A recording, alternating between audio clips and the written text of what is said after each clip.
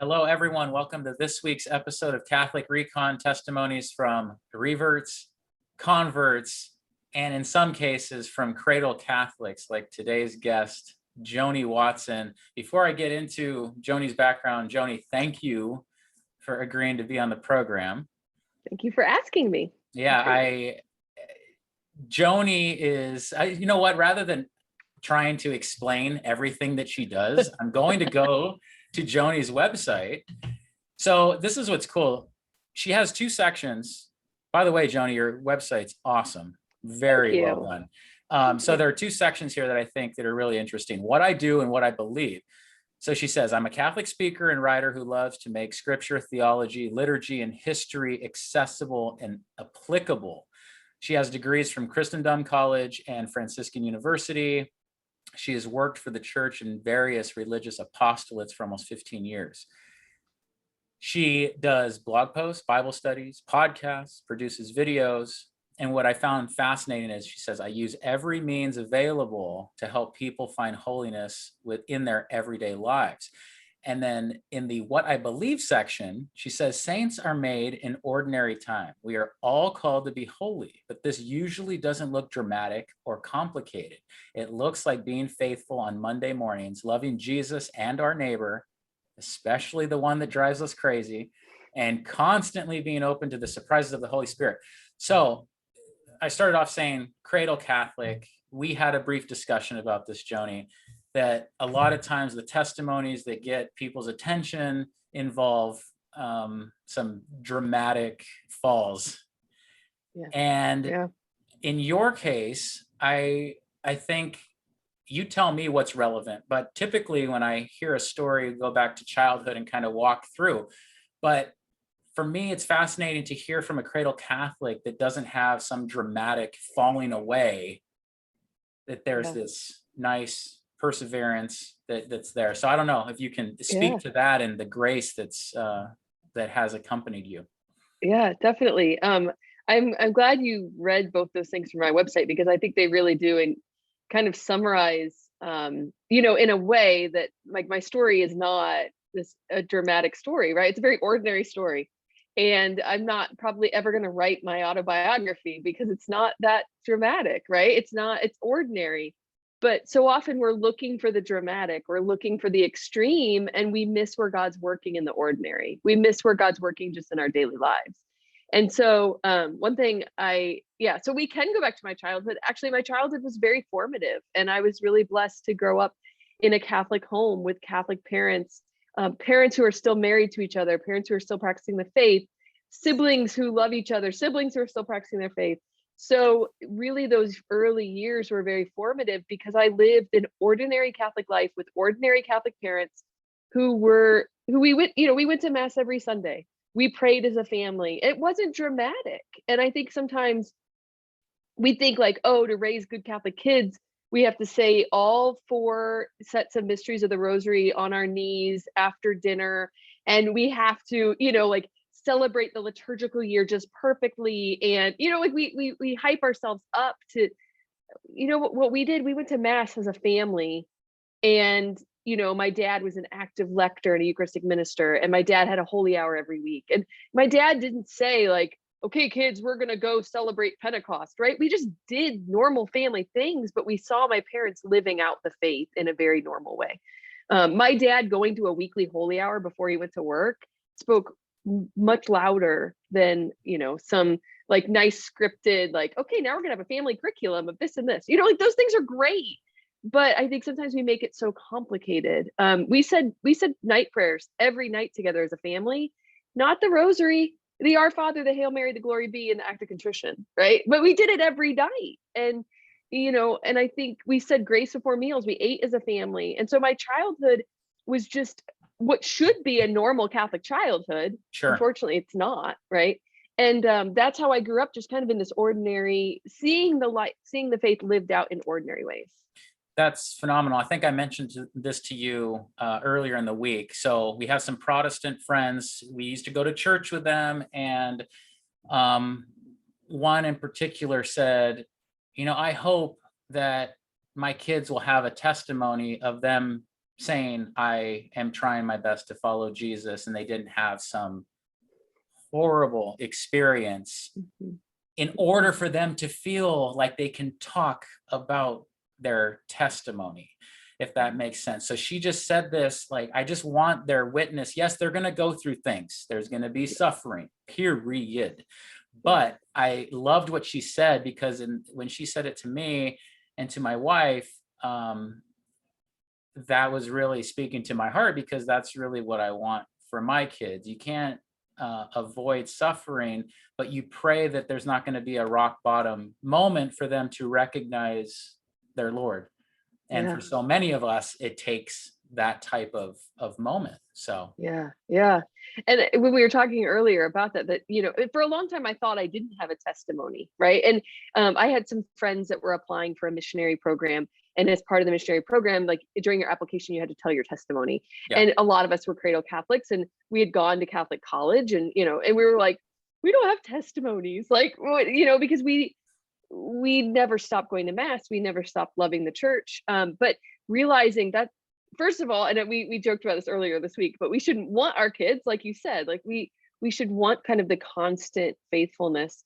That doesn't mean it's easy. That doesn't mean I haven't had times of doubt. That doesn't mean that there haven't been times where I've said out loud, Lord, don't let me lose my faith because I'm on the brink, right? Like we go through these moments and these dark nights and these struggles and this suffering. But I realized my testimony is more, there was a moment where I fell deeper in love with Jesus Christ, right? There was a moment where I saw Jesus actively working in my life, calling me to something greater. And that's my testimony. It might not be that I ever fell away from the church, but we all have to recognize the Lord working.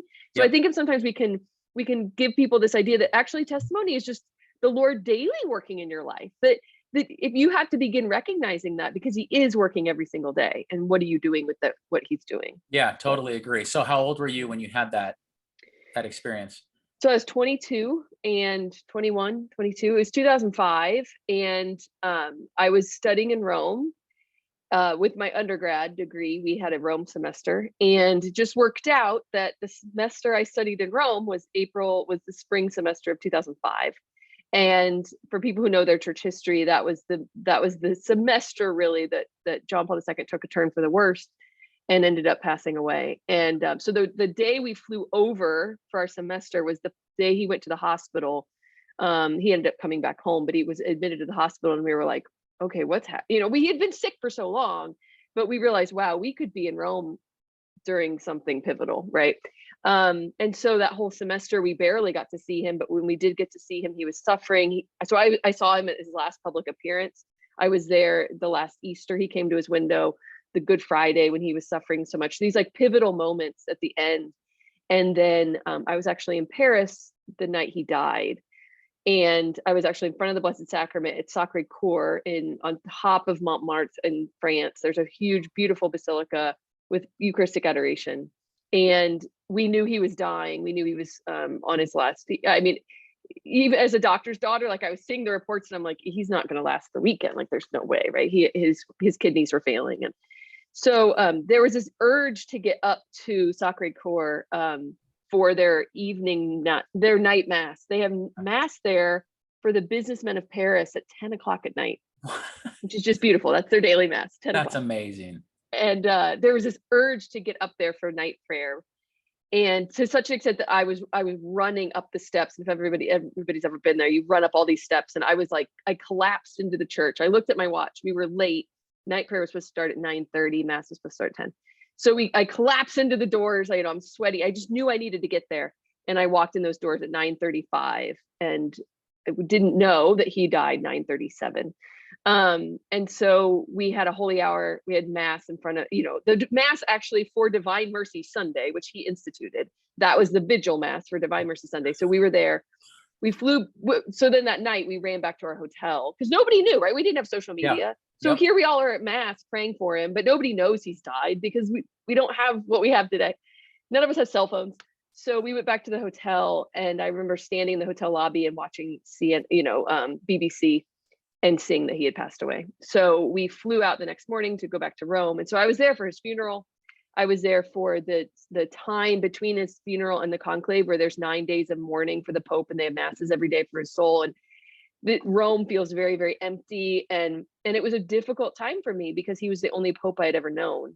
And I grew up knowing JP2, loving JP2, remembering him coming to Denver in 93. I wasn't there, but these pivotal moments of my life, he wasn't a Pope to me. He was the Pope. Like, Sure. he was the only Pope I'd ever known. And I just thought, we can't go on. Like, the church can't go on. How can the church go on? How can I go on? Like, what's the church, right? And those days were really dark. The city felt empty, actually. And I could talk for hours just on those moments. But then for his funeral, beautiful. We slept outside, actually, in the streets of Rome so that we could get into the piazza for his funeral. Wow. It was just amazing. So I was at his funeral, surrounded by people from Vadavice, his hometown. And then, I mean, the massive amount of pilgrims that came in, it was just a beautiful time, and just weeping with people, and the rain that followed in the days, it was like God wept, and it was just very powerful. And then we were there for the conclave. I was there in the piazza for all the smokes. Like, as a church history major, this was like it was incredible. Like, I never thought I would witness white smoke, and I did witness white smoke. And I knew Ratzinger pretty well. I'd read a lot of his stuff by that time, and Sure. it was almost too good to be true when the cardinal said Joseph. If you watch the video, you can hear us also start screaming when he just says Joseph. He doesn't even say Ratzinger yet, and he like pauses, and we all go, ah, you know. But so those days, and then seeing Benedict elected, like, I was weeping with joy, and it was like, oh, the Lord is still with his church. The Lord still loves us. The Lord still is. Like, just because we lost a pope doesn't mean that we've lost Christ, right? And so it was just very formative for me, and it made me really fall in love with the church in a way. I was always Catholic. I always loved the church. I always knew the church was our instrument for salvation, but it helped me love the church, and it gave me this great desire to pass that love on. And I really felt the call of JP2. All of us there, I was really blessed to be with a bunch of really great Catholic friends. And so we processed every evening all of these emotions together, and we said, why are we here? Why are we the ones in this little study abroad program? Why are we here? And so we really like took that to prayer. Like, what is the Lord doing with this? And so really answering the call. That's why I ended up studying theology. That's why I started working for the church. So then I studied theology in grad school. I started working for Scott Hahn.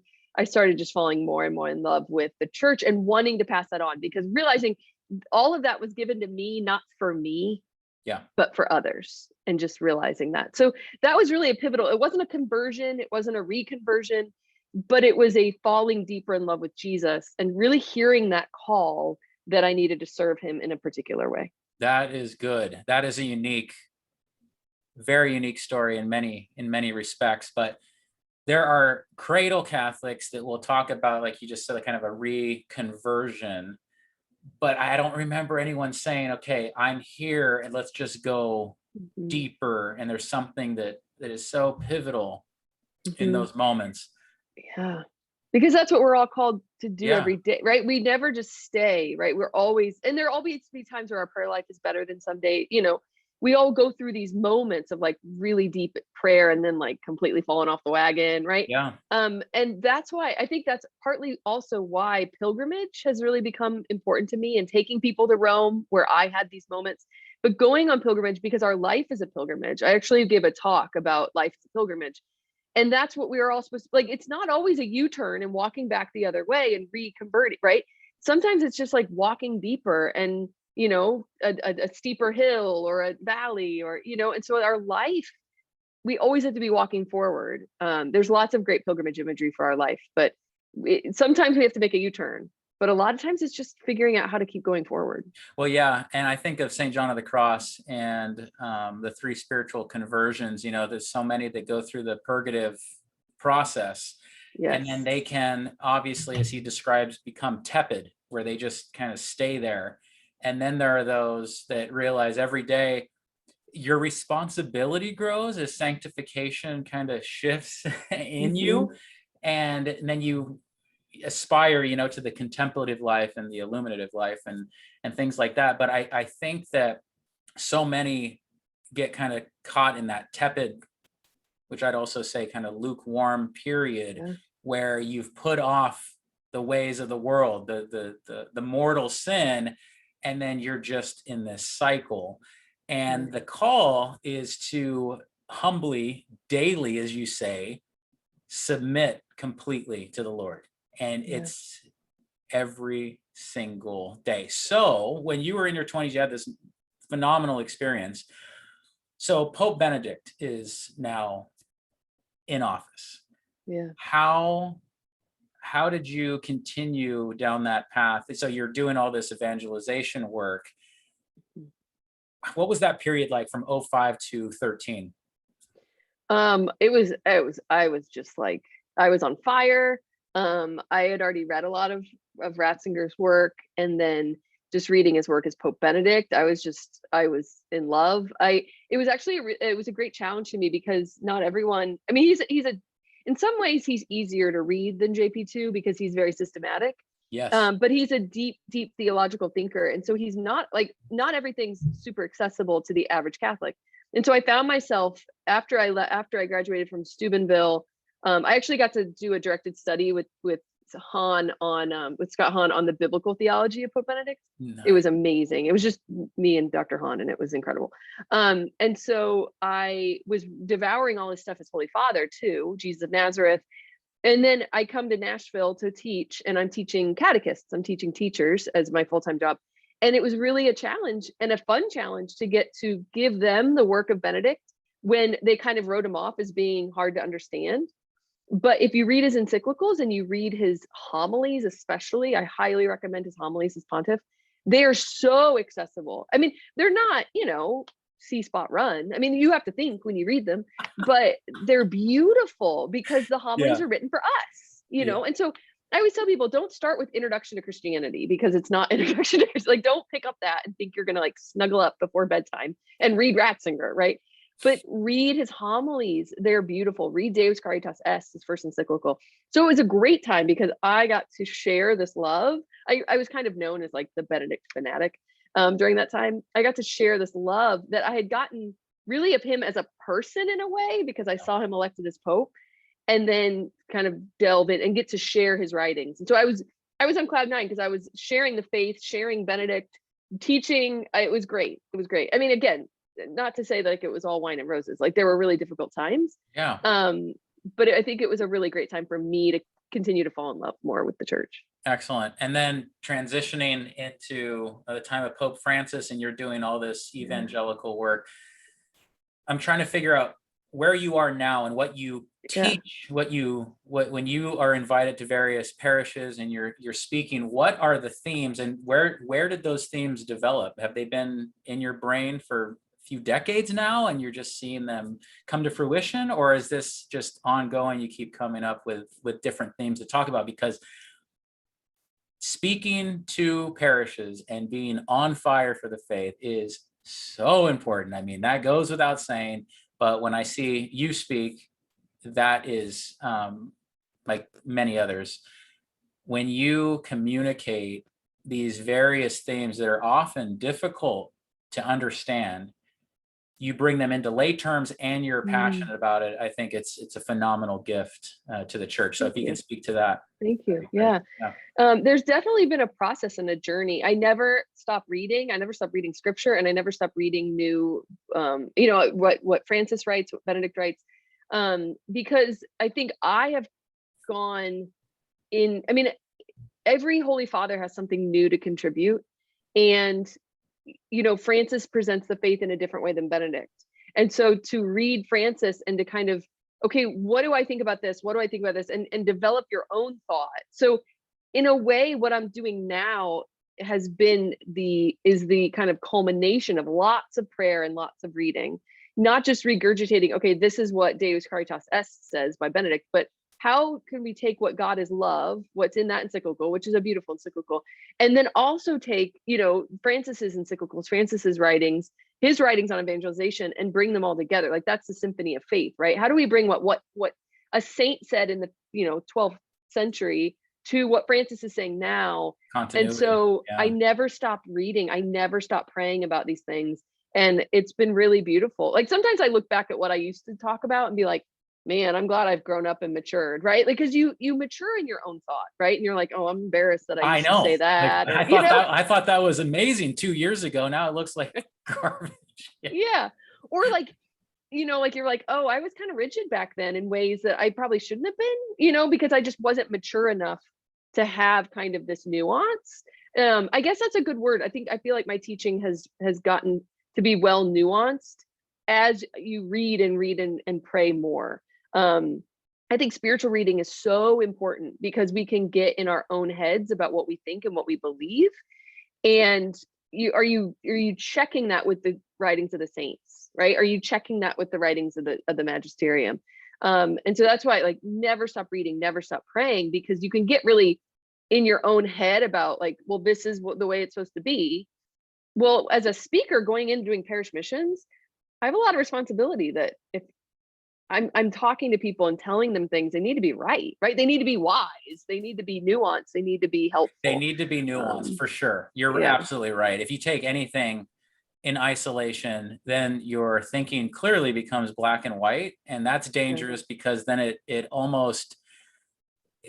dismisses portions of the deposit of faith. And we see that, and especially now with the internet and social media, there is nuance out there, but there's a lot of black and white statements. Yeah. Okay, someone said this in 1350. Let's just grab that and disconnect it from everything else that followed. Right. And it does take prayer and work to reconcile some of these things, and humility to reconcile how this teaching is expounding upon this teaching, so we can learn more. I mean, Saint Newman spoke about this very, very well, and that made a dramatic impact in England because he was going back and he was pulling out these nuances and understanding. I took it to mean when he was speaking of doctrines, and I don't know if you view it this way, I feel like the doctrines need to have a different dialect for each age. It can't just be grabbed in the 8th century and brought to the present. There's almost a different dialect. That's how I understood it. Because if I try to go back and put on my subjective modern day lens onto something from the past, it doesn't quite get me there. So that helped me understand. And I think people get nervous about that because they're like, oh, you're rationalizing, you're being relativist, right? Like, you're saying, well, that was the truth then and this is the truth now. And I think it's important to say, like, no, like, in the end, truth is black and white because truth is Jesus Christ, right? Yes. I mean, truth doesn't change, but our way of presenting the truth, our understanding of the truth, the way we speak about the truth, because language changes, because, so I think people get nervous and in a reaction to the relativistic world we live in, we end up like, we're a reaction to it and we kind of entrench ourselves into, no, we need to do that, and we get our guard up and that we lose the nuance, right? So just because what you said was absolutely right, you can easily be like, oh, Eddie, says that what was true in the 8th century isn't true now. No, that's not what you're saying at all, right? No. But we get so defensive because we have to be defensive of the truth these days because people don't even know what a woman is. And so we get all defensive and we end up, I think, losing that nuance and losing that ability to really communicate it well. Yeah, and you're right. And I'm always trying to be careful about how I communicate that.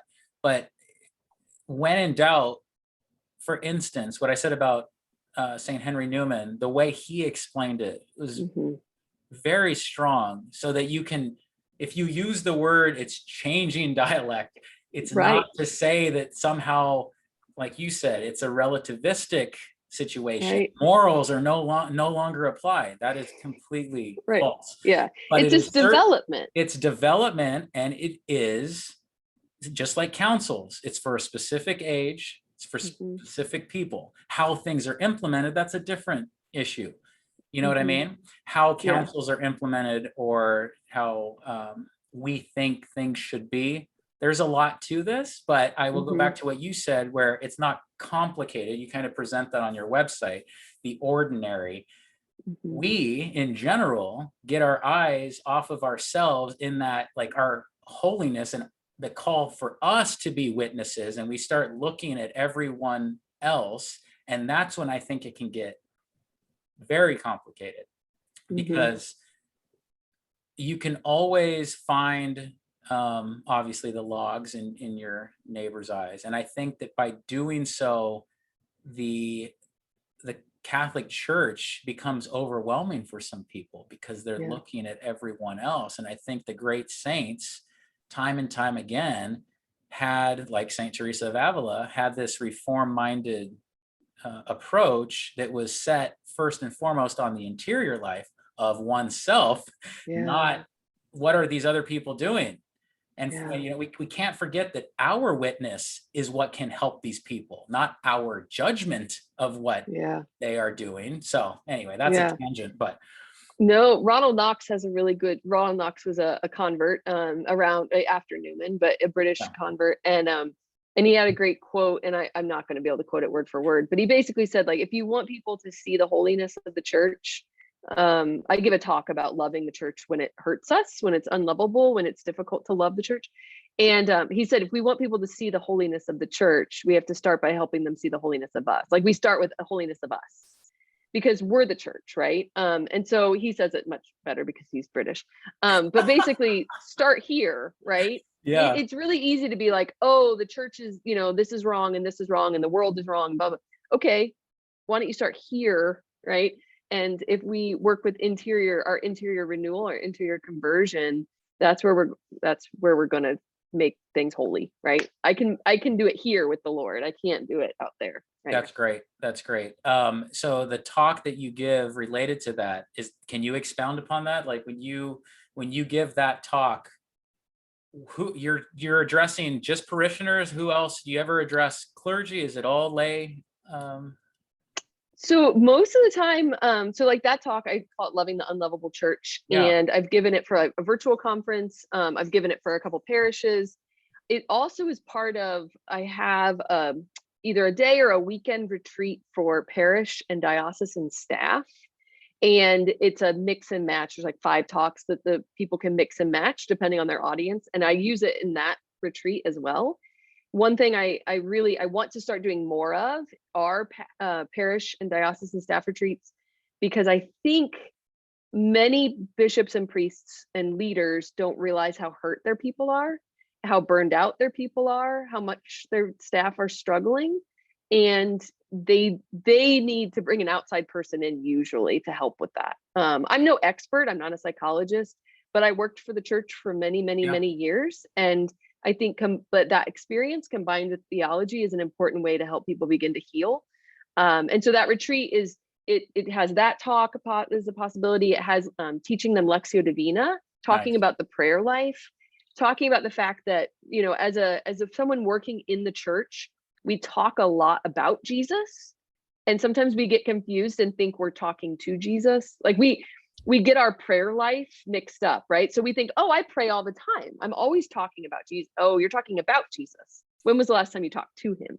And so we have spiritual burnout when we work for the church, because our life is the church, and that's not the same as having a deep prayer life. And so in those retreats for diocesan or parish staff or apostolate staff, I want to help people see, like, how do you protect against spiritual burnout? How do you deal with the church when it hurts you? How do you love the church when it hurts you? And so we'll see. It's really difficult to convince bishops and priests that their people need that. Yeah. And I've honestly had some difficulty as a lay woman. You know, people don't think of lay women giving parish missions, giving retreats like that. And so I think, you know, it'll take time. It takes time. Yeah. So you're talking about the spiritual burnout. Does that, so that obviously that can lead to a crisis of faith, and then people leave? I mean, have you heard those stories? I don't like making assumptions there, but yes, I have heard from wonderfully devout Catholics after working for the church, and this isn't an exaggeration, after 2 years of working in the church, she said, I never want to go to mass ever again. Okay. So that's very real. Wow. And she worked through it. I mean, she's wonderful, and she realized what was happening, and she believes in the Eucharist. And so she didn't leave the church. She did stop working for the church to protect her soul. And it's difficult, and nobody's really talking much about it. but it's real, and it's just difficult to work for the person that you are then supposed to be fed by on Sunday. It's just hard. You know, and this does connect to this channel, because I've spoken to a number of people, even offline, and they will say things like the honeymoon is over. They come in, some of them through some horrific circumstances in non-denominational churches or other Protestant churches, thinking somewhere that they're entering a utopia or something. Yep. And then they, because they're zealous, they go into serving the church, which is phenomenal. But I think the optimism, it's blinding them at times, and they're like, dang it, there are real people in this. And I'm not trying to make light of it, but it is true. Like, you have to realize wherever you're going to go, whatever parish you're going to go to, your eyes need to be open and realize that's why prayer every day is so important, because you're going to run into people. They're going to run into you when you're having a bad day.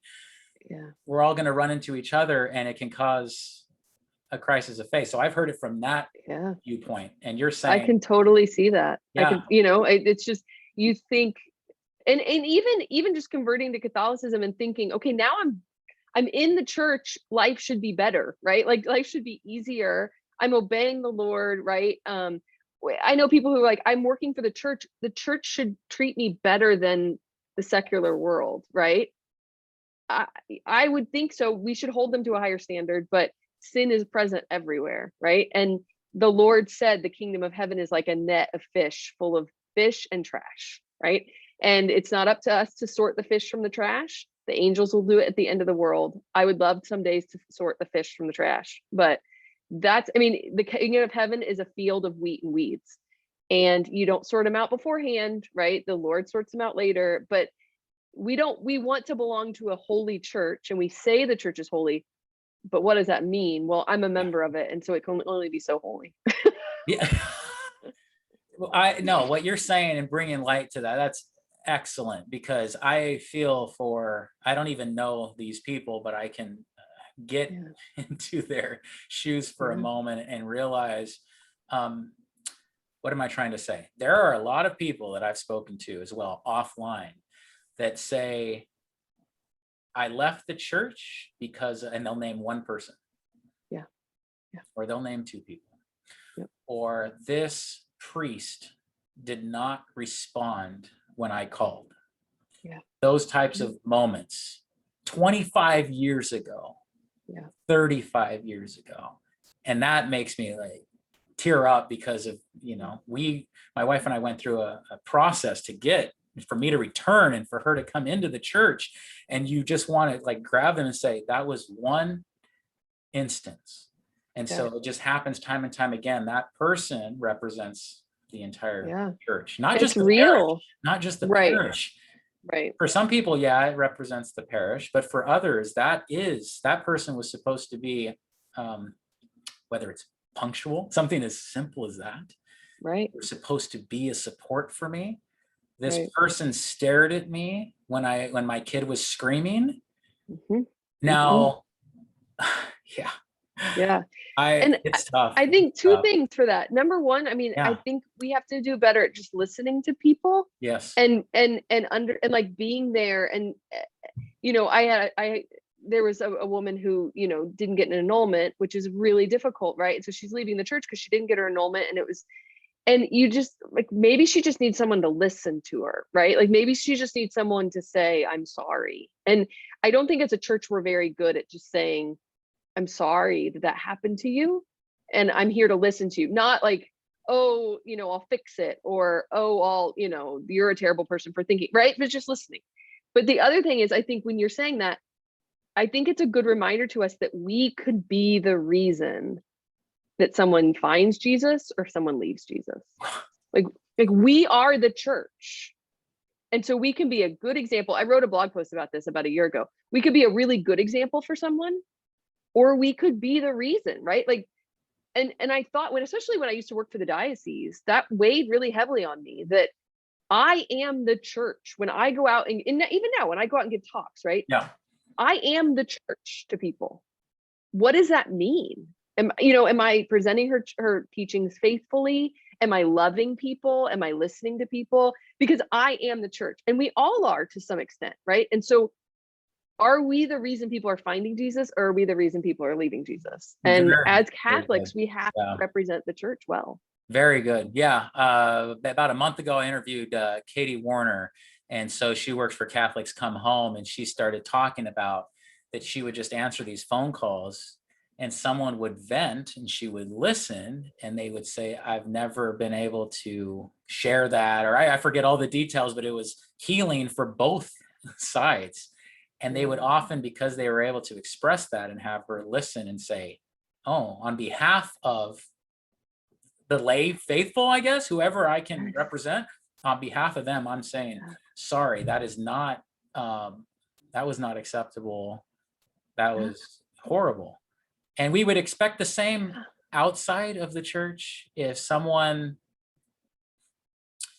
you were incredibly hurt, you want that resolution, you want that closure. And that wound, if it's left open and that represents Jesus in some way, shape, or form to you, that can be devastating. Very, very devastating. Yeah, definitely. Yeah. Sometimes people I learned that at the diocese, they just want to be listened to. And it's hard. It's difficult on the other end of the phone call. I mean, I'm sure for Katie, like, to hear that again and again, it's not easy. I think that's really what Pope Francis is asking for. I wrote a blog post about this too. You need to send those blog posts that you're referencing, by the way. Okay, I will. Okay, I will. Showed it. I think, we talk about the synod and everybody's having listening sessions. Yeah. Now that's fine. There's a reason, Yep. I don't think that's the answer. I think to be a listening church, it means answering the phone and listening to that person when they want to vent, right? I think it means realizing your day is going to be interrupted when someone comes into your office to vent. I think it's being present for priests, like taking, realizing when you stand at the back of church at the end of mass and shake people's hands, you might get an earful from somebody. That person might just need to be listened to. And so with the listening sessions, it's like, okay, you can come at 9:00 and we'll listen to everybody for 5 minutes. And then you can all go on your publicly, right? And to be a listening church, it has to be, and it's difficult, it's painful. But I think that's what Pope Francis is asking us to do, is to treat people as human beings. A lot of people that I've talked to that have been hurt by the church, they're not looking for money. They're not looking for restitution. They're not looking for, they're looking for love and to be heard. And they just want to be treated like people. I love it. And is that too much to ask? That is great. So yeah, I was part of the synodal way in this diocese. And what was so cool was we had this special mass in the evening and with Eucharistic adoration. And afterwards there were refreshments and there were probably, I want to say 100, 150 people that stuck around, and we got around these round tables and we had some questions to prompt us. And my goodness, we were all trying to, and a woman just starts breaking down right next to me, talking about her daughter that left the church, starts expressing her daughter's hurt. And so we were there, and it was very, very beautiful, because the people responded with so much understanding and like, we're going to pray. And for me, that was what this was about. I mean, the idea is not to, people get concerned because of what's happening in Germany. Right. That, okay, you hear us, now we're going to conform to the world. No, slow. No. Right. Down. And Francis never said that, right? No. I mean, it's that whole pendulum, like, oh, this is, and like, okay, they take some nuance. He never said that. He said he wanted us to listen. He didn't say he wanted us to change doctrine. But we get all like, Yeah, I think the headlines start to run, and people start to infer different things, and then it's off to the races. And then when you step back and you think about a listening church, part of it is what you just said. It's just that. It is to listen. It's not to say, well, we've been rigid on this dogma, let's change everything. No. And I think that also ties to the ambiguity, not to get too far into the weeds, but some of the ambiguous statements on the surface. There are people that will just say everything that Pope Francis says is ambiguous. Well, There might be some things that are for certain, but a lot of times you have to get the context, the entire context. And we love to do piecemeal approaches to everything. And I don't know if that's just because of Twitter and everything is reduced to characters, but that's the equivalent of what we were saying earlier. You just grab a statement from whatever century and say, no, right. that was it. And that is the end of it. And it's very much piecemeal because, again, it hasn't been expounded on, or you haven't seen the context. Of everything. We don't like to read these days. You know, we don't, if it takes us more than a few minutes to skim, we don't have the brain mental power, you know. And so, like, just give me a couple sentences from Pope Francis. I don't want to read. You're telling me I have to read the context. You're telling me I have to read the whole thing, right? We just want, you know, like, we're just like, give it to me in 3 minutes. Well, maybe we can't, right? Like, maybe the context is more complicated. So you're absolutely right. It's, you know, as a church, we've taught about how to interpret scripture, and we say the same thing about scripture. You can't pull a verse out of scripture and interpret it by itself, right? We need to know the context. We need to know the way it was written. We need to know when it was written. We need to know what's around it. And yet we do the same thing all the time to celebrities, to popes, right? We just take it as a sentence and be like, okay, this is it. And do you really understand what that's saying if you don't know the context?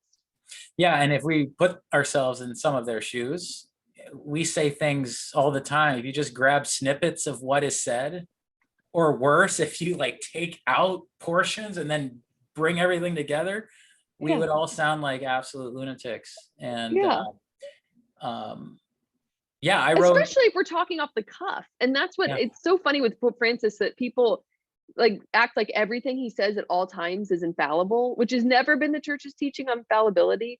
I just told somebody the other day, what Pope Francis, Pope Benedict, and JP2, this progression has helped me, is to clarify the statement of infallibility and what we actually believe about the Pope, right? So I think sometimes with JP2, we were like, oh, everything he says is infallible, right? Sure. We were just like in love with him and he could do no wrong. Well, now we know he could do wrong, right? Like, I'm not saying that he ever taught error, which a pope can't do in faith and morals when speaking infallibly. Sure. But not everything he said was correct. Yeah. Not, you know, and so I think with Pope Francis, we're having to say, oh, right, that's not what actually we believe about the Pope. We don't think that there's some magic power that when you become Pope, you become the wisest person. You have, you know, complete understanding of world geopolitical situations, that you, like, we act like the Pope knows everything that's going on in America. That drives me bonkers. People think Pope Francis knows, you know, everything about American politics. I'm like, you don't know anything about Italian politics. So why do you think Pope, like, that's a great, we're so American centric, right? We're so American. Point. We're so prideful. Yeah. This man has charge over the church in India. That's a kind of a hot mess right now. He has a charge of church in Africa where people are getting slaughtered. And we think he's concerned about every single nuance of American like, it's crazy. So everything he says isn't infallible. And we've never taught that about the Pope. And so the fact that we have this 24-hour news cycle where people are tweeting what he says to some schmuck on the street, it's like, that's not a papal statement. Oh man, that's good. That's so true. Yeah, when I was considering returning to the church, you know, I'm looking at all these objections and, oh, you know, how do we reconcile this with that? And it came up that, you know, the Pope, it was leaning towards impeccability, where he himself, you called him Holy Father, so then they take that word to mean perfect, and he cannot make error. So logically, you see the first headline that shows that he is not impeccable, and you say, well, the entire Catholic Church falls. Like, that is so dishonest. That is so such a lazy approach to this. And so you continually see the horrible headlines, anything, and people eat it up without asking questions constantly. Yeah. And that causes, you know, everyone calling out like, oh, that causes scandal because it's ambiguous. Does it cause scandal to speak in terms of factions? I'm sorry. When something doesn't go according to your subjective understanding and it gets a bit ridiculous and it's just wearing me down. But I think it's important to talk about it. you Yeah. know? Yeah.